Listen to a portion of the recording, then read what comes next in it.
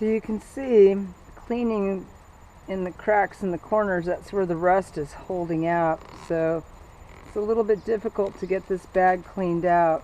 You can see some of the pockets of rust that are inside here. So I'm just going to kind of pull it along that beaded edge and see what I can pull out. What I can drag out of here. Got a little bit more there.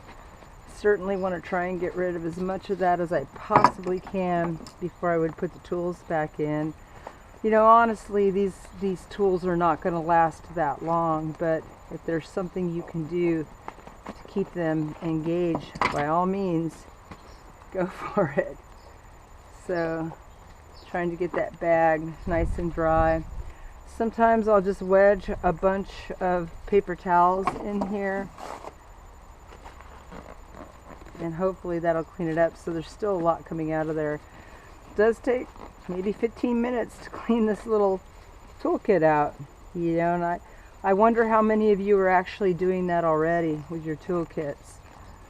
Maybe you should go out right now, open up your spare toolkit that comes with your boat from the manufacturer, and go do an inspection. That should be on your checklist.